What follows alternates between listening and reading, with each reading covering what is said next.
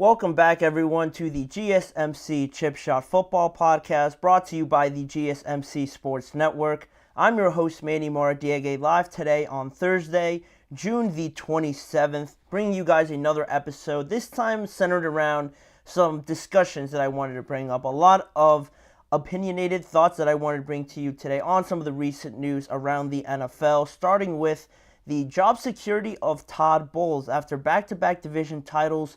Should he be on the hot seat heading into 2024? Some believe that he could be. I'll give you all the reasons why. Then we're going to get into some more NFL offseason grades in the NFC West this time. A lot of movement, a lot of improving with some of these teams, but are they at the level to compete right away in this year? Then another discussion topic, should Kyler Murray, is he capable of being in MVP talks now that he has a full healthy offseason heading into this year with some more help on the offensive side of the ball? Is he capable of being at least in the conversation for MVP? Those topics and more coming up on today's show. Before I get started, a reminder to you guys, if you have any questions that you see on your screen, I'm able to see your question or comment and acknowledge it, read it on air, and that way get a good gauge of what you guys are thinking about to anything I say or any of the topics on hand on today's show. So please, if you would, use the tip and donations link, gsmcpodcast.net. It's a big help for the show and the network as well. But as we get started here with the first topic on today's show, should Todd Bowles be on the hot seat? It's a weird question when I first came across this topic, some of the news surrounding this idea, because Todd Bowles has only been the head coach of the Tampa Bay Buccaneers since 2022. He was hired in March, I want to say, and since that time he won the NFC division title in 2022 in his first year, albeit with an 8-9 record. It tells you a lot about that division to win it with a losing record, but regardless of that, he won it. Then this past year, not too much of an improvement record-wise. He finished 9-8, and they made it into that wild card round they were hosting because they obviously won the division, and they had a really impressive 32-9 win off of that win against the Eagles. They move on to play the Lions, and although they got eliminated, they made it close there towards the end, but none of that really screams like Todd Bowles should be on the hot seat, right? I can't be the only one thinking about that, but Bucs insider Ira Kaufman provided an update on Todd Bowles' job security, what is being said, and where all these ideas and rumors are sort of starting to come up around Todd Bowles. I actually have the quote here for you guys to also check it out.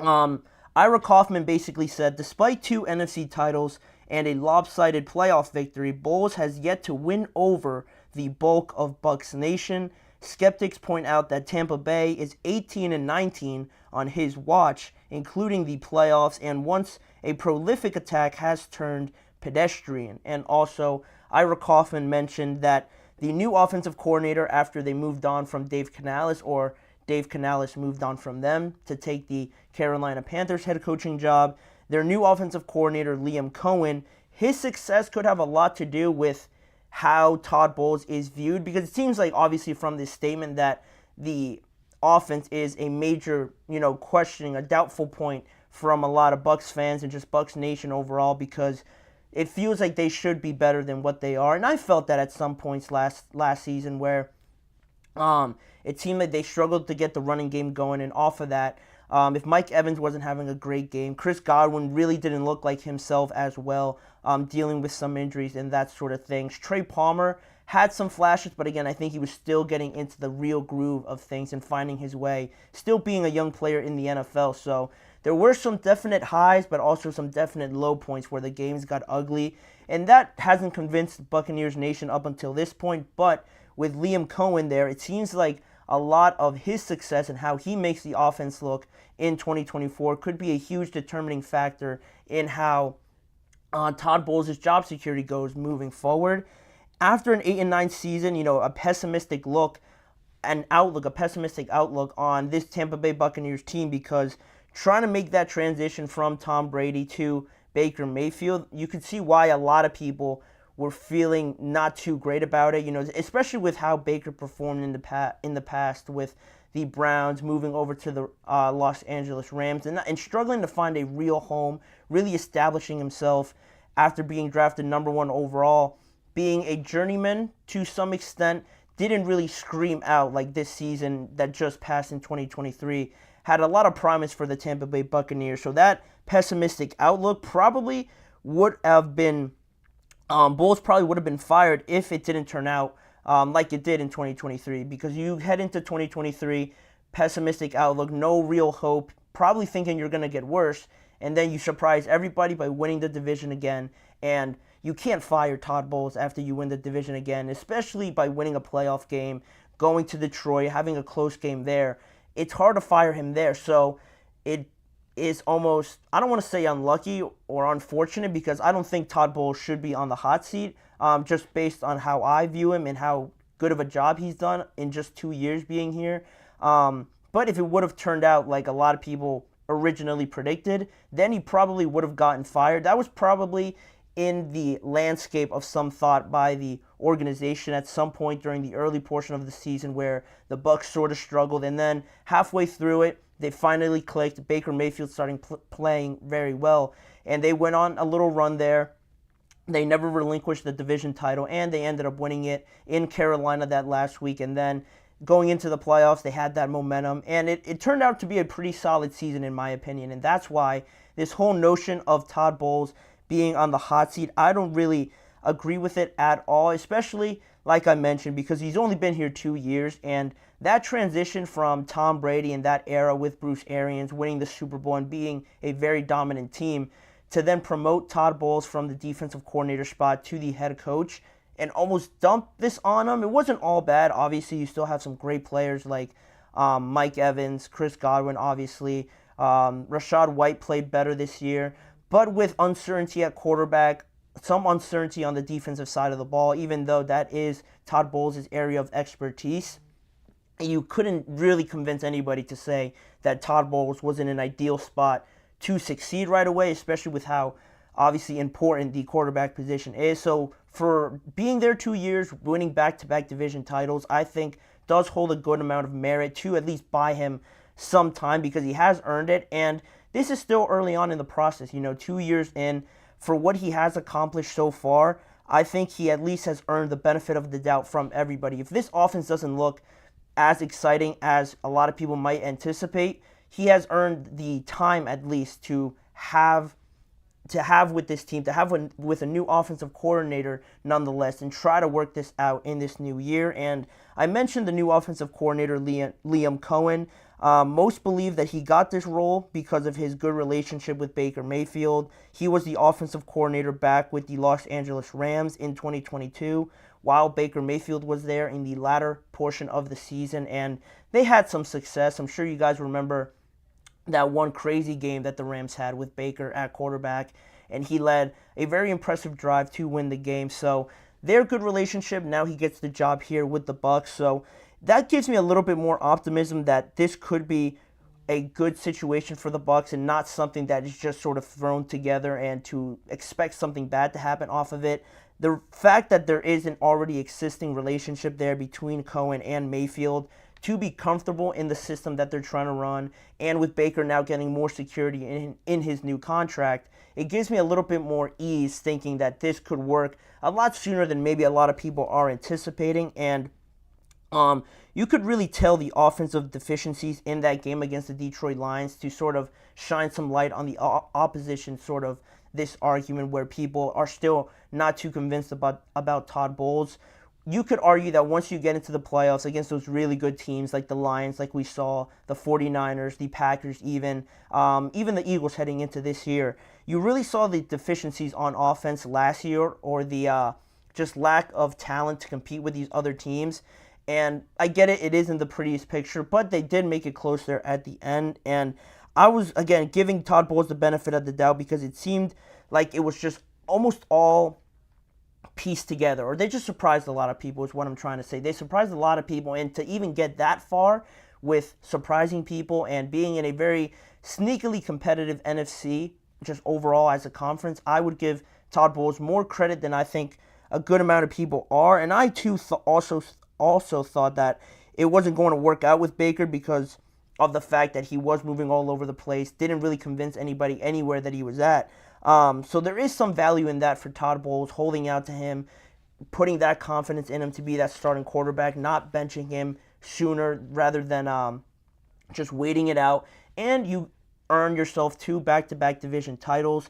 Now Baker's sort of the face of the franchise, probably, quite frankly, with the Tampa Bay Bucks. And the records, again, in his first 2 seasons aren't glamorous for Todd Bowles, but I think he's done enough again to buy himself at least the complete 2025 season, if this next year might not be too much better, maybe around 500 again. He has earned himself at least until 2025, in my opinion, to really make a decision on him, unless it is a complete disaster and they go, I don't know, 4-13 or something, 4-14 or something like that. Then, all right, maybe you could fire him. But for that to happen, I would probably guess a major injury would have to happen for them to be that bad and have that bad of a fall off. So I can't really be on the side right now that he is on the hot seat. You know, hot seat is someone like Mike McCarthy, I guess you could throw in there. I would put Nick Sirianni in there more so over than Todd Bowles, just because of last year and how talented that team is compared to what Todd Bowles is dealing with in Tampa Bay. But from where the Bucs were in a weird time transitioning away from Tom Brady and that prosperous era to make it as seamless as it has been through the next 2 years and still be pretty impressive on defense and put out a good product on offense to not be completely terrible, that is still valuable. I think Todd Bowles is only getting better. He's only 2 years into the job. That's really the biggest point in all of this. You can't make a decision like this right away, especially after having success the last 2 years in the division. Now, the quality of division, that is also important. Obviously, context matters, but he's been there only 2 years and has won the division. So until he proves that he can't do that and the rest of the division gets extremely better, you have to keep him. I don't think he should be on the hot seat. And people aren't valuing enough what job he's done there for the Tampa Bay Bucks. And I'm expecting them to get a little bit better this year. New year. Third year now for Todd Bowles. You get all your most important pieces back. I expect them to build on it in what should be a more competitive NFC South, because at least you have the Falcons, who are really going to be good this year.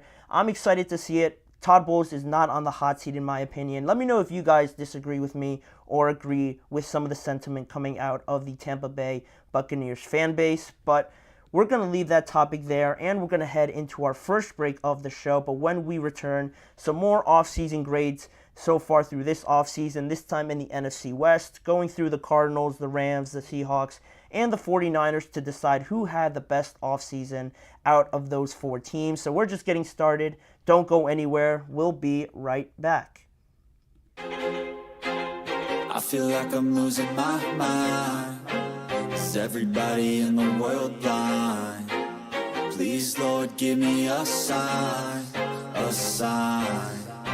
I feel like I'm losing my mind. Is everybody in the world blind? Please, Lord, give me a sign, a sign. I wanna be the greatest. Everybody on the fake shit. I look around and feel like everybody is the fakest. I make this every day and I'm impatient, hoping one day I blow up from the basement. Statement, the top is so vacant. I don't hear shit that I think is amazing. Waiting for my day when I'm playing sold out shows for 1,000 faces. Hey, give me that crown, get in my way and to be put down. It ain't your place, all this my town. If I want that shit, then I'll get it right now. I'm losing it, the noose it fits. I'm losing shit, a stupid myth. You choose to live or choose to dip. You choose to fight or lose your grip and lose a gift. I feel like I'm losing my mind. Is everybody in the world blind? Please, Lord, give me a sign, a sign. I feel like I'm losing my mind. Is everybody in the world blind? We are back here now on the GSMC Chip Shot Football Podcast to get into some more off-season grades in the NFC West this time, looking through this division, being the last division that I'm going to grade in the NFC before we move on to the AFC North in tomorrow's episode. I thought we would talk about them here for just a few minutes here, starting off with the Arizona Cardinals as the first team on my grading system. they did get better, technically. They did get better. It's still a very young team, but obviously the biggest improvement that they made was Marvin Harrison Jr. being drafted there with the 4th overall selection in this year's draft. I love that pick. I thought it was probably the most obvious pick in the top 10, potentially in the entire draft, maybe other than Caleb Williams. But he's going to be an instant playmaker for them, instant game changer for the Cardinals, especially with having Kyler Murray there fully healthy, a full healthy offseason to reintegrate himself in a way into this offense, now having what I believe could be a prototypical elite number 1 receiver in Marvin Harrison Jr. I said it before the draft, months before the draft, that he could lace up for any team in February and March, and I wouldn't have any doubt about him, struggling with anything at the NFL level. He's going to create that much impact for the Arizona Cardinals, in my opinion. But staying on the topic of the draft and how the Cardinals improved through there, they had 12 draft picks this year in the draft, 7 of them being in the first 3 rounds. So again, emphasizing them being a young team. Through the offseason and free agency, they did add players like Jonah Williams, Zay Jones to add some experience to positions of need at the tackle position, and also adding some more playmakers around a Kyler Murray, around Marvin Harrison Jr. Trey McBride stepped up massively last year. Getting those guys as much help as possible is massive for them. They did technically get better in that area, so I like that they did that. But realistically, talking about the Cardinals, no one is expecting them to go from 4-13 to a perennial playoff team, 500 at best, I would guess, for this team at this point. You see on your screen there, Budda Baker. They got better on offense, definitely, but on defense, there's still a lot of holes outside of Budda Baker, so I would have liked them to address that a little bit more in free agency or through the draft, but it is what it is at this situation. Most analysts and most sources project this team to be major playoff or major contenders in free agency next year, in next offseason, so they're still buying their time. They're still trying to find their footing. This is a good step in the right direction because in 2025, they have the 4th most salary cap. They have the 4th most salary cap this year in 2024 and the 2nd most in 2025. So I think everyone right now is just anticipating that year.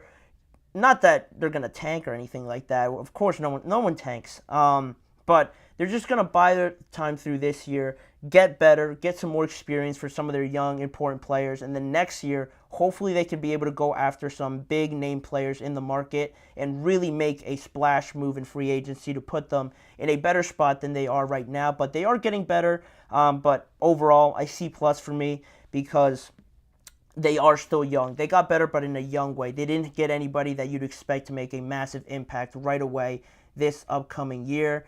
But with that being said, we're going to move on to the next team I have on my list in this division, the Seattle Seahawks. The Seattle Seahawks, a C+ for me. I kind of debated between myself with the Seahawks, whether to get them over the edge there and give them a B-, maybe into the B range, but I couldn't get myself to do it.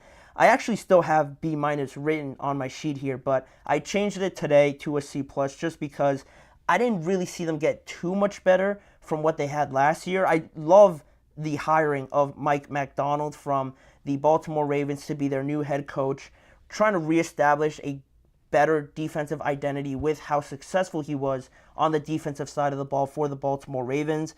I love that idea. I love that mindset that he's going to bring. You saw it in the first round by drafting Byron Murphy.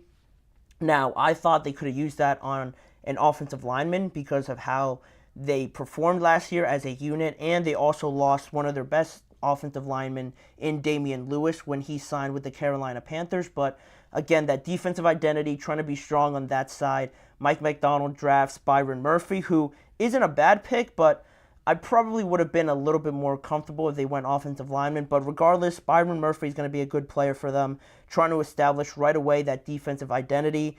And also, they restructured Geno Smith's deal, so probably keeping him for the remainder of his contract, just letting it play out. And that's probably the safest move for them. You can't really hate on it too much, but you can't overly love it because, again, I think they've reached the ceiling with Geno. He's not awful, but they've been 500. I think they had the exact same record for the last 2 seasons. I don't think they're going to get that much better than that, quite honestly, with him as their quarterback. So in this time that, there's not too much expectations on them, they could find other ways to get better, developing a guy like Jackson Smith and Jigba.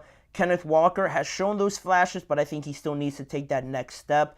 DK Metcalf, seeing where he is, see if you can get more out of him, having a real impressive season as a number one receiver, and also some exciting players on defense like Devin Witherspoon and some of those guys like that. How that all plays out and how that defense looks now in 2024 will certainly be interesting for them. They're a little tight on cap space as it stands, so that could also be holding them back in making some big splash signings in free agency this year. But I like the addition of Jerome Baker to that defensive side of the ball after they moved on from Bobby Wagner. They re-signed Leonard Williams at $21.5 million per year. That didn't rub too many people the right way, but he was a massive piece. By re-signing him to that, they couldn't really be in play for somebody much better than what he could give you, so they kind of had to give in to that price. But he's not a bad player by any means. I think he could still provide something solid for them to get some production out of that defensive line. But overall, the Seattle Seahawks just brought back some of the main players that they had, Geno, Leonard Williams, and some of these guys didn't get too much better. I don't expect them to make any massive jumps from, I think they were 9-8 last year, to say something crazy like having only 5 to 6 losses. They're probably going to be around the same. So C+, doing above average, just getting everybody back, seemed fair to me with this grade. Then the next team, probably the one I loved, not just in this division, but in the entire NFL. I loved what the Rams did. I really did in this offseason. They had a great draft. Their first 4 to 3 picks were home runs for me. They got a good amount of signings also in free agency, like bringing in Tre'Davious White. Jonah Jackson's going to be massive for their offensive line from the Detroit Lions. Being able to re-sign Kevin Dotson, a little bit shaky in Pittsburgh, but once he got to Los Angeles, he was arguably one of their best offensive linemen since he's been there. Then you add to your defense in Darius Williams from the Jacksonville Jaguars. You bring over that man that you see on your screen there, bottom left, in Cameron Curl at the safety position. You also signed some other players to make some better additions to this team to just reinforce it a little bit more. But sticking to the draft some more, and really talking about that, drafting Gerard Verse, there were some rumors. I talked about it actually, how they were trying to trade up for maybe a Brock Bowers, and then obviously looking at Byron Murphy. But I don't like saying they settled for Gerard Verse because I feel like that's a little disrespectful. But they got him. They added to a position of need on defensive line after the retirement of Aaron Donald. I like that move. And then in the second round, you add on to that, not just with another defensive lineman, but coming from the same school in Florida State, a partner basically playing right next to Gerard Verse all of their college careers. Gerard Verse, you bring in Braden Fisk as well. I love that, not just for the sentimental feeling, because I think that's really cool also, but Braden Fisk really improved, or really impressed in the combine and then through his pre-draft workouts and all that. I loved him. I thought he was one of the biggest risers, and to get him second round early on, I love that pick for them. Also, Blake Corum, great season, or great career, I should say, at Michigan, to add to Kyren Williams. And I was a massive fan of Kyren Williams last year as well. Now to have those two guys in your backfield just constantly, relentlessly running at teams if they wanted to, that just shows great potential with the Rams and this offensive line that got a lot better. The only thing you could really question right now is that contract situation with Matthew Stafford. He is, or has been known to want a more secure contract, some more guaranteed money at 36 years old. Nothing has really been advancing up until this point. There has been discussions, but outside of that, that is really my only gripe with them.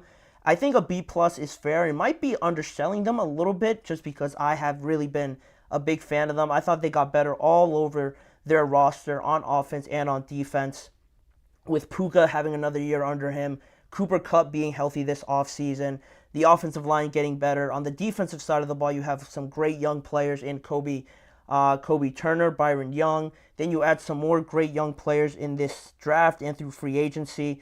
I like what they did. They probably got better. They improved the most out of all these teams, and B plus seemed fair to me for their offseason in 2024. Before I wrap it up with the 49ers, I stuck with a B, kind of just in the middle. They were able to bring back some players, or actually not bring back some players. They actually let go of some players, but they were able to replace them with others to almost offset it a little bit.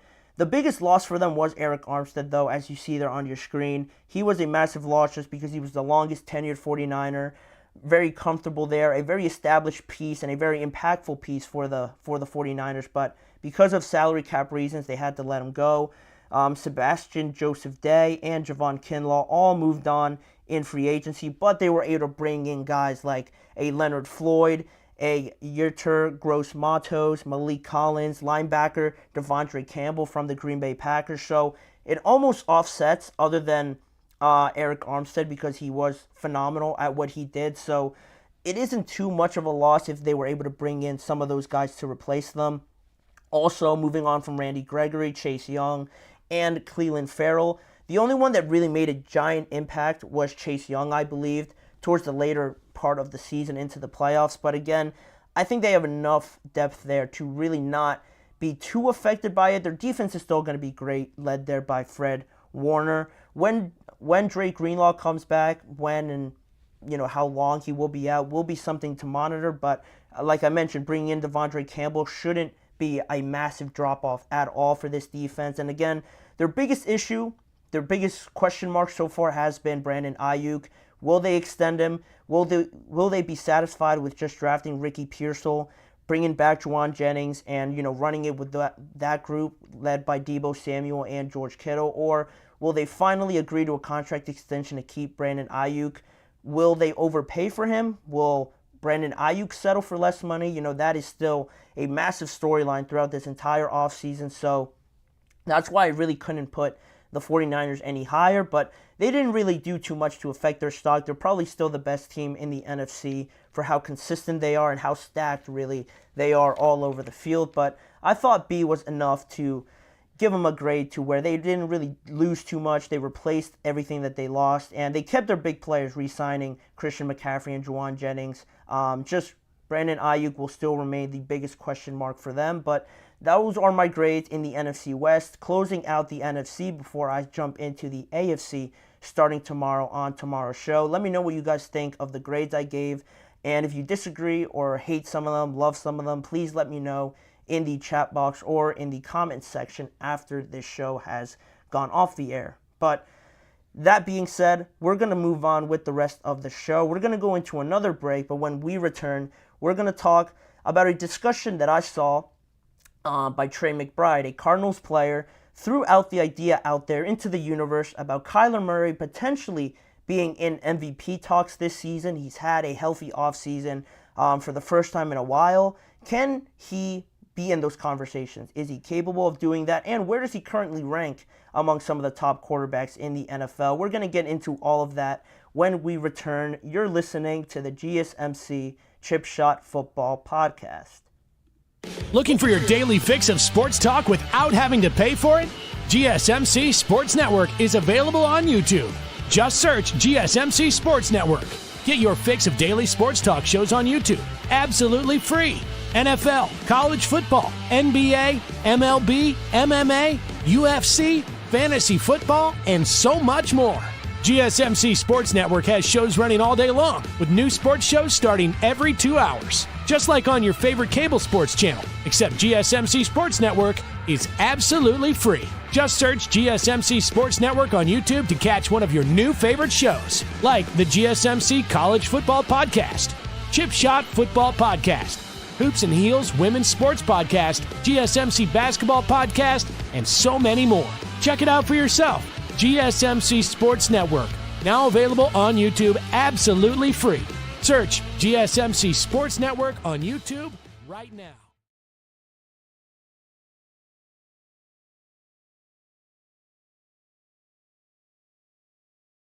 We are back here now on the GSMC Chip Shot Football Podcast and diving into a pretty big discussion, a significant one, I think, for Kyler Murray and his chances of winning the MVP. Probably not something you thought you'd hear on today's show or really anywhere in the sports world around the NFL. But it was brought up, and I thought it was interesting to really dive into it and bring up both sides and see where we come out as a result to this conversation. But to give some context and where Kyler Murray can sort of start his MVP campaign potentially, we'd have to start with their offensive coordinator. Arizona hired a new offensive coordinator back with Jonathan Gannon at the beginning of last season by hiring Drew Petzing. He came in last year, like I mentioned, with Jonathan Gannon, but didn't have Kyler Murray at the start of it. Didn't have him to integrate his system, go over the ideas that you'd obviously want to do with your franchise quarterback. He was deprived of that because Kyler Murray missed all of last offseason and the first half of the regular season with the ACL rehab that he was going through. And through that entire process, when he did finally come back, he was still himself, but you didn't really feel like a sense of reliability, comfortability in that system because you can't learn it halfway through the system. It's just impossible. So this year is finally the first offseason that he is learning this new system, getting comfortable with it, really having command of everything to do with Drew Petzing's offensive scheme. And a big component of that is going to be Trey McBride, the standout tight end last year for the Arizona Cardinals. He has already talked about Kyler Murray and how he has seen a little bit of a different version of Kyler this year by saying he seems more motivated than ever.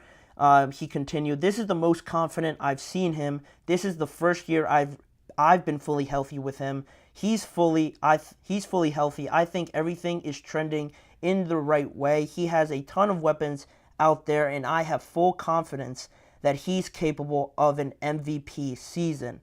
Clearly, Arizona had to be in some sort of the same mindset because they did give him a 5-year, $230 million deal a couple of years ago. Right now, he has been leapfrogged a couple of times because he makes $46 million per year, and the highest paid quarterback now almost makes $10 million more than what Kyler Murray got, but he is still right in the middle of that extension that he received from the Cardinals, and they wouldn't have given him a lot of money, a lot of guaranteed money at the time, if they didn't have some sort of belief that he can at least get better.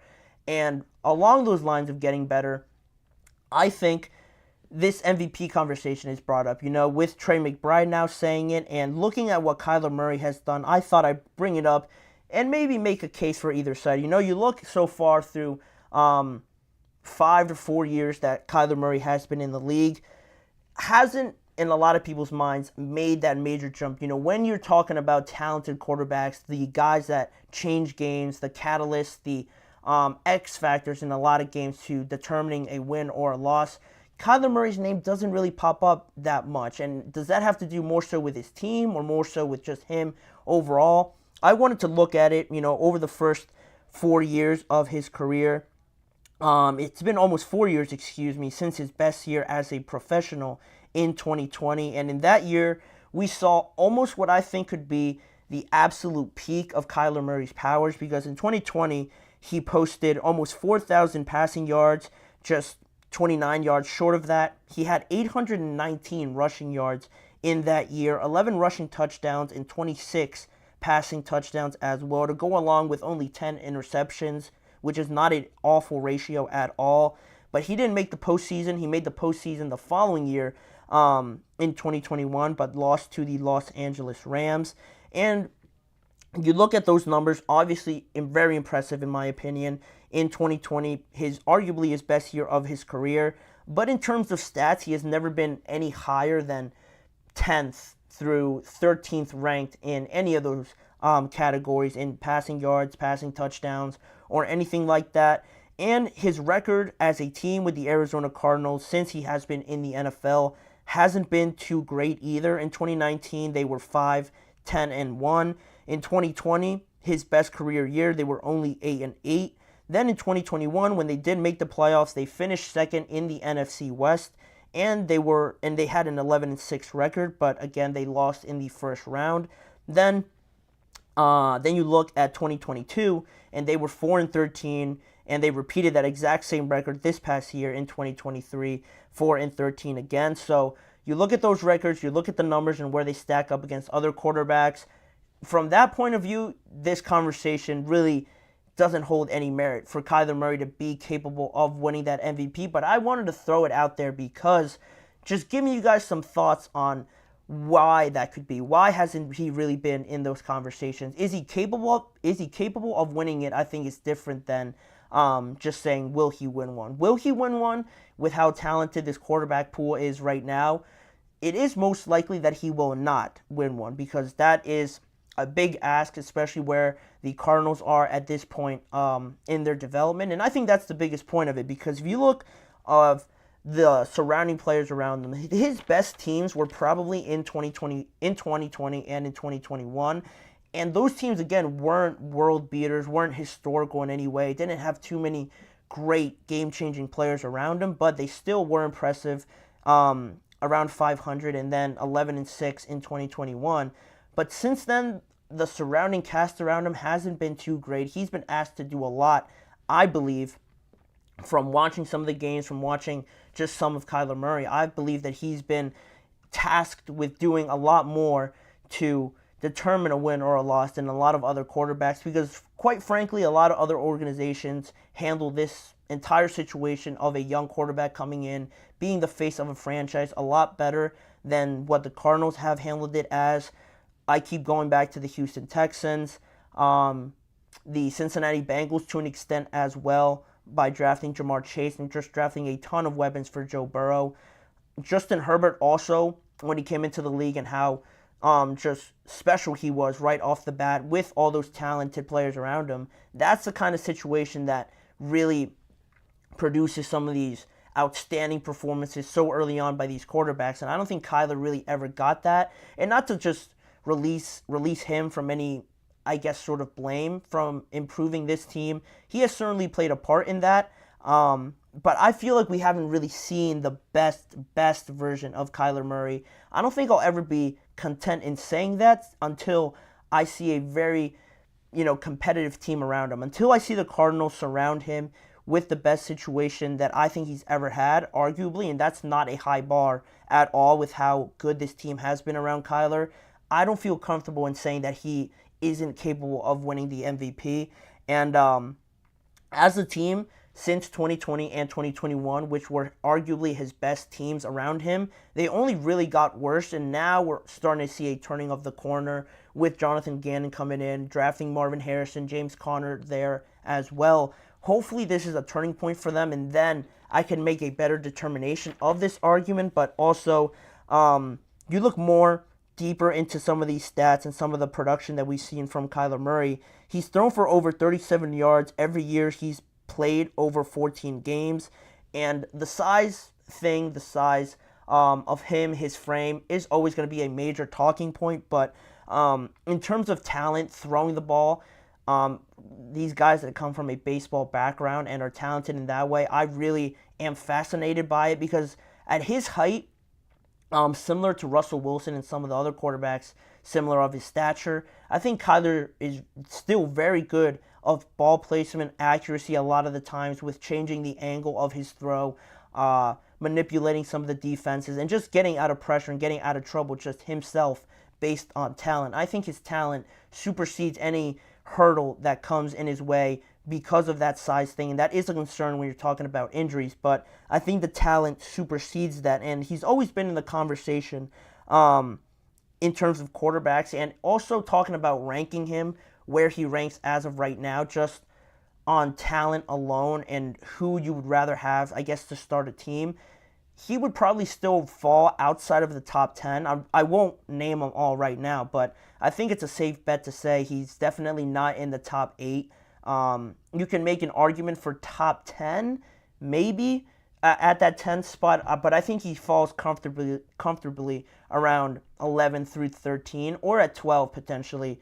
But again, I won't rank all the quarterbacks I could take above him, but there is a good amount. The level of quarterbacking at this stage of the NFL where we find ourselves right now is very, very good, and I think a lot of teams just overall have a better situation than Kyler Murray. So to say he's incapable of winning an MVP is a little bit, just of an overreaction. I think he can be capable. I like some of the pieces that the Cardinals have added around him, but until they get a little bit better, and the fact that Trey McBride brought it up, I didn't think it was too crazy. Some people might look at that statement and really not like it and think that there's no chance ever that Kyler Murray could be an MVP candidate, but from what I've seen in terms of talent, a different dynamic with the running game, and just his arm talent, just overall.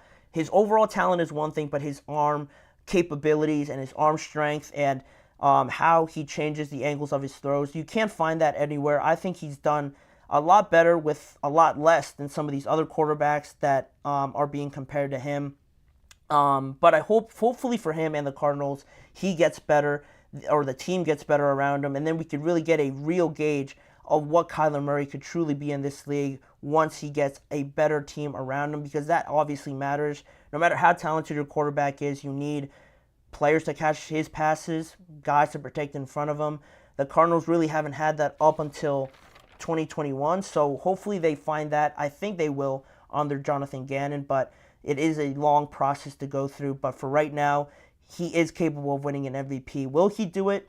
It doesn't look likely right now with the team around him, but we shall see. But we're going to put a pin in that conversation and keep going with the rest of the show. Two more topics to get to on today's episode. Talking some more about the New England Patriots, the new offensive coordinator, Alex Van Pelt. How is he implementing a new strategy on offense to really get the best out of Drake May? We're going to talk about that, and the Jaguars getting the approval from the City Council of Jacksonville to go ahead and renovate their new stadium that is set to be finished in 2028. What went into the details on that and who is paying what are all going to be discussed in just a few moments. We'll be right back after this break.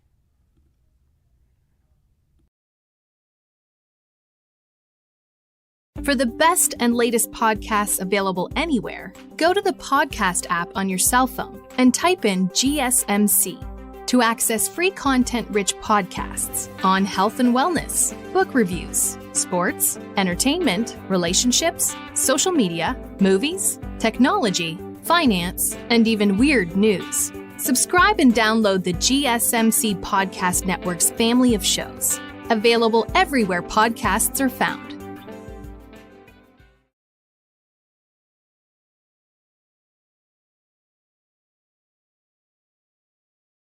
We are back here now on the GSMC Chip Shot Football Podcast to give some more love to the New England Patriots, talking some more about their offense and what to expect out of them, what to look for on offense, and how that could help Drake May in his first year in the NFL. But to start on that, to find some sort of positive that we can look towards to get Drake May to that superstar level, we have to look at the new offensive coordinator, Alex Van Pelt, for the New England Patriots. He was hired back in February from the Cleveland Browns, and once they hired him, there was no surprise as to why they signed Jacoby Brissett.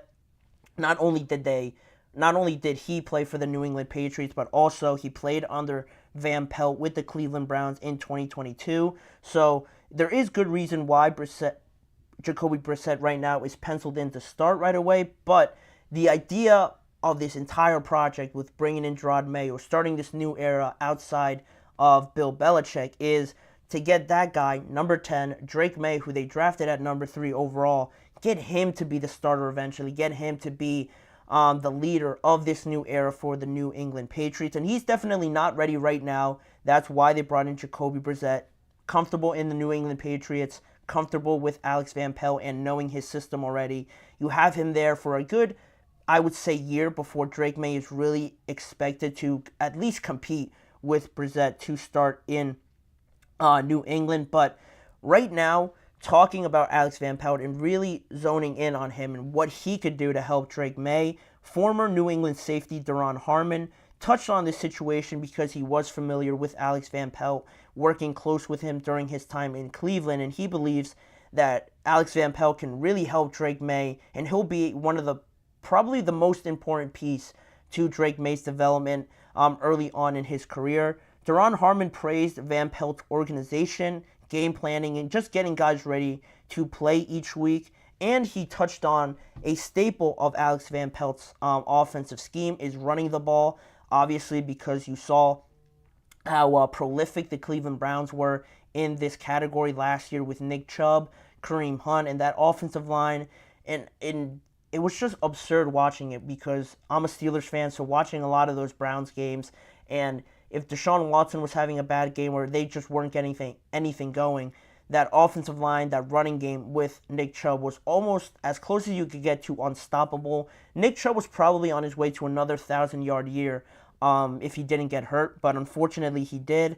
But I think the New England Patriots really got a good piece here in Van Pelt to help out this specific situation with Drake May, because Van Pelt is really zoned in on wanting to run the ball, and there's no better pressure alleviator than having a very dominant run game. More specifically, the wide zone runs that Alex Van Pelt wants to integrate into this team and into this New England Patriots team to help out Drake May. And not just Drake May, but Jacoby Brissett as well, making sure he's successful with the lack of skill-based players around them, with the lack of excitement from the wide receiver position, from the offensive line a little bit as well. The expectations are low for the Patriots, but with Alex Van Pelt, I think the way he wants to run his offense will be intriguing for them to alleviate some pressure and not have to win the game throwing the ball 30 to 40 times like most other teams do. New England already re-signed Ramondre Stevenson to a 4-year, $36 million deal, so he's their guy going forward. He's going to be almost the face of this running game, and through his time in New England, through splitting carries with Ezekiel Elliott and Damian Harris, I think he has mostly stood out as the prominent running back, the one that gets you off your feet the most, the one that really becomes productive. I think his yards per carry in some of his best years were 4 or maybe even 5 yards per carry, and how efficient he was in getting those extra yards. And maybe the New England Patriots weren't the old New England Patriots, but he certainly didn't contribute to them faltering in any way.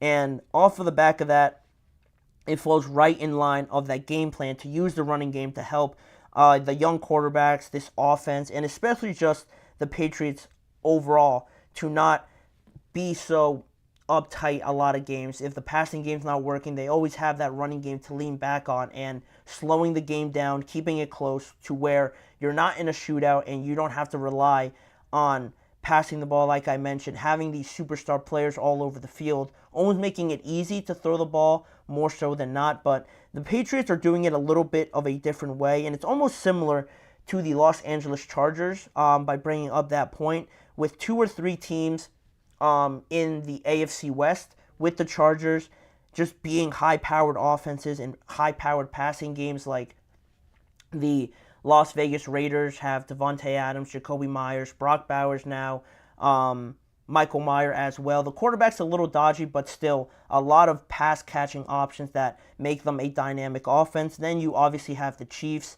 And outside of that, those are 2 teams there in the AFC West. And now you look over here to the AFC East, and you have the Jets, Rodgers, Garrett Wilson, Mike Williams coming in, Breece Hall also there.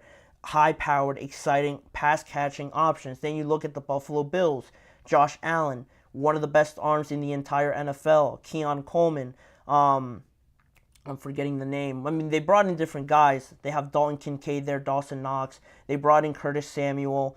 Some of these guys, still a high-powered offense with, I would probably say, more exciting, better options than what the Patriots have. So what do you do to sort of combat that and complement what you are working with? You go to the running game. And like the Los Angeles Chargers and what Jim Harbaugh is doing, they're doing it a little bit different than the rest of the teams in their division. They're building up the offensive line. They're trying to get an established running game with what he's bringing over from his Michigan days.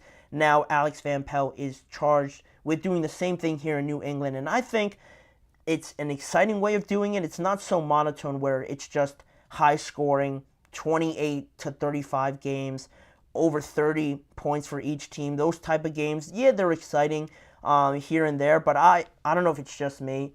It probably is just me falling in this small category of fans, but I love seeing some good defensive games, some low-scoring games where the defenses are just locked in. They know what's coming, and you can't do anything to stop it. So it's a good way to combat that. Everybody always says styles make fights, and having such different approaches to the game in a way and still being close, I think makes for a more entertaining game, in my opinion.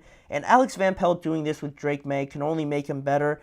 I don't think Drake May should start any earlier than November, in my opinion, this year at the earliest. But based on the state of the team, everyone is basically new at where they are with the Patriots. You got a new head coach, new offensive coordinator, new players coming in, a rookie quarterback also newly coming in as well.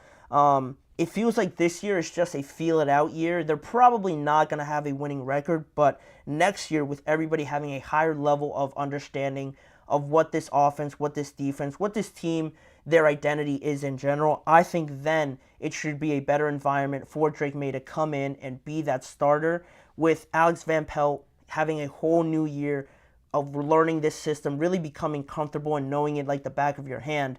Having that strategy and going about it this way with the running game can only really help Drake May and this offense. This is a long-term project. I want to stress that to everybody that's watching and has an understanding of what the Patriots are going through.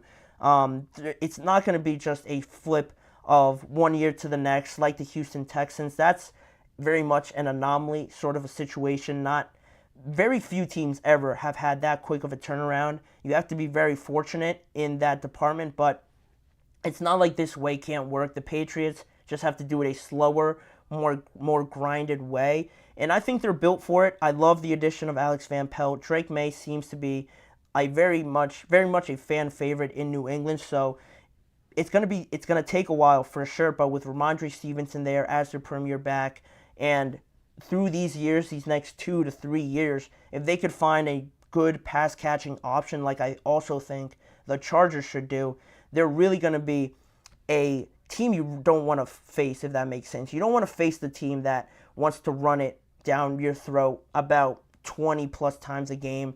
None of those games are fun for opposing defenses. They hurt. You're always sore after it, at least from what I hear. I don't play football, so it seems like you don't want to play those teams. The Patriots, if they built that sort of roster, could find earlier success than maybe originally anticipated, but they're on the right path. I think with this strategy, they're going to get the best out of Drake May if they continue and really buy into this long-term project with Drake May and this offense. But in saying that, we're going to leave that topic there, and when we return for our final segment, we're going to talk about another approval for a new stadium coming in the near future in 2028 with the Jacksonville Jaguars this time.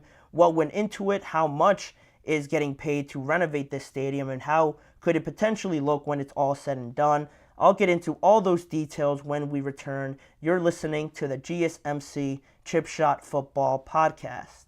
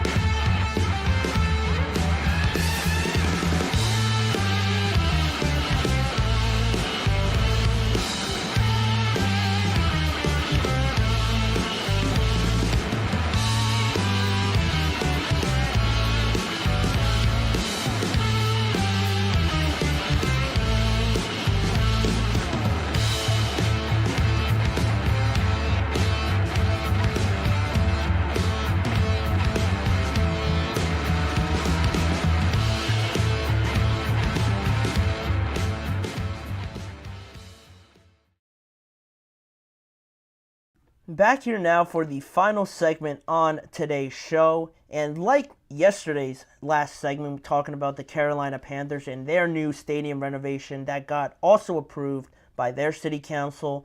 The same thing happened with the Jacksonville Jaguars a day later this week. On Tuesday night, the Jacksonville City Council voted in favor of the renovations to the Jacksonville Jaguars Stadium. 14-1 was the final vote count. to approve the agreement between the Jacksonville Jaguars and the city for a $1.4 billion renovation plan to Everbank Stadium in Jacksonville, Florida. So a lot more convincing than the 7-3 vote in Charlotte, North Carolina. Not too much of a discussion to go into this, whether to renovate it or not. But some more details on this plan going on by the Jaguars and the city of Jacksonville. $775 million are going towards the renovations that will come from public funds. And also the city overall will pay for more than half of the entire project, over half of that $1.4 billion that is going into the entire renovation plan. The Jacksonville Jaguars are responsible for the other $625, but with that, there is some more to tag along with that for what the Jacksonville Jaguars will have to invest into this project. They will also be paying the city of Jacksonville a base rent of $1 million per year for the next for the next 30 years, I think is how long their new lease is. So a $1 million per year rent will be going towards the city. According to the Jacksonville Daily Record, though, this deal now is the largest single capital project in Jacksonville's history. With that 30-year lease, it also comes along with that too. So for the next 3 decades, the Jacksonville Jaguars will be in Jacksonville. And I think this is the right move.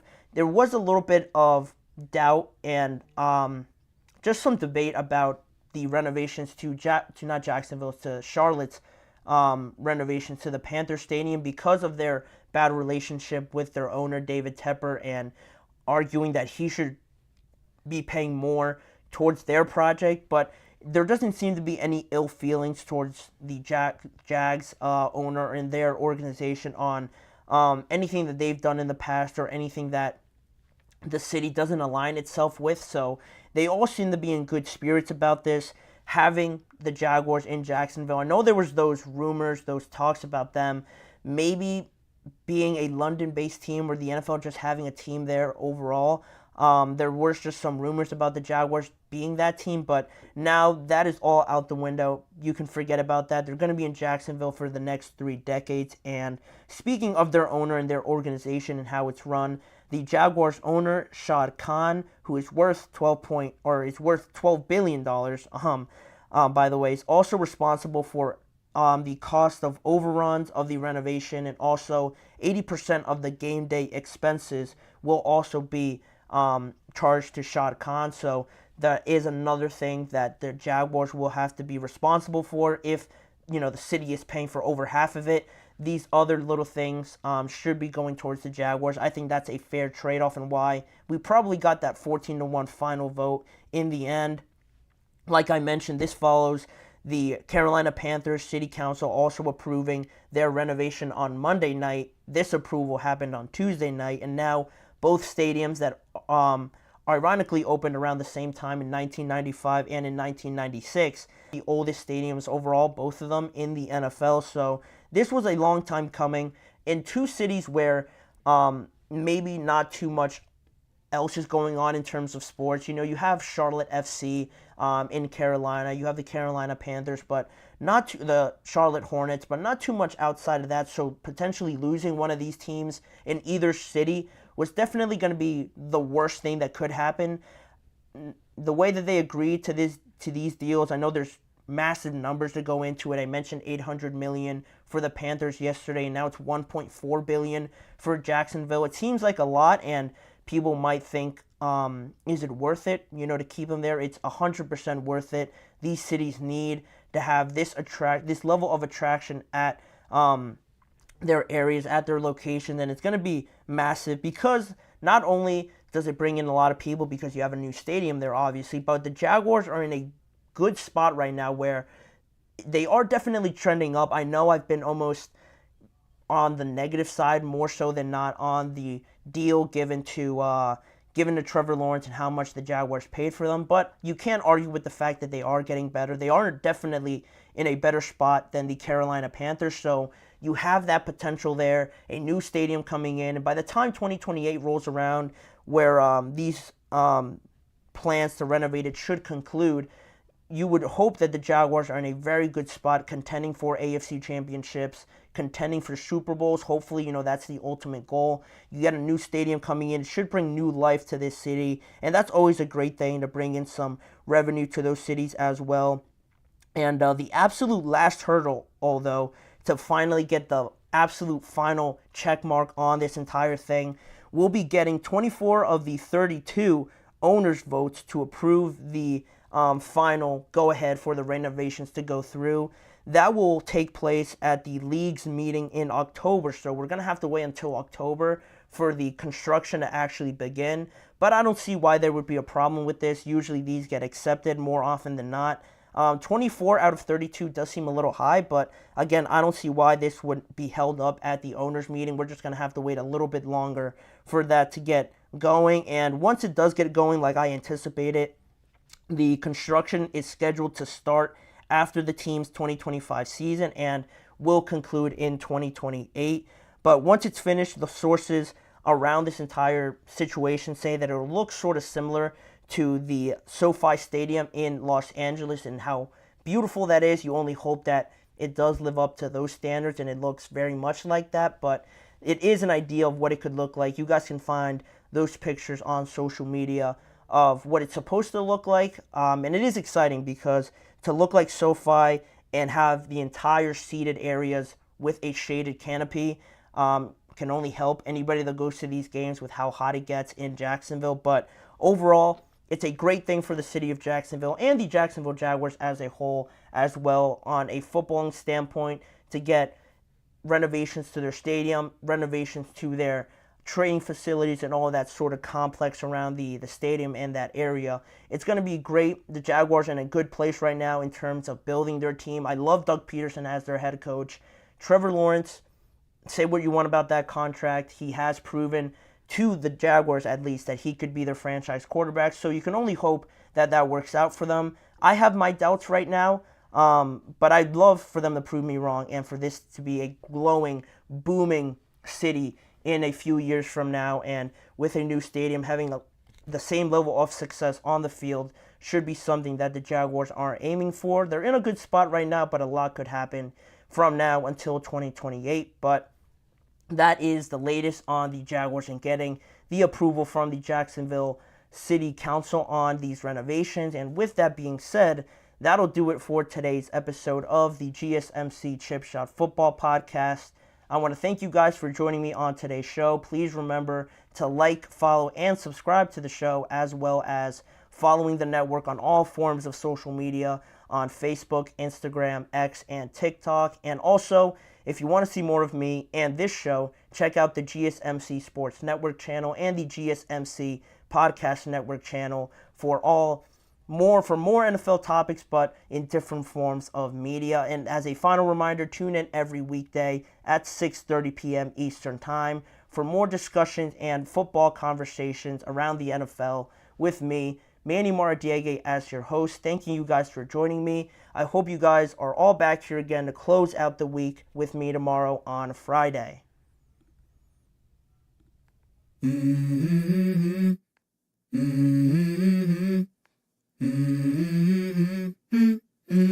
Let's go.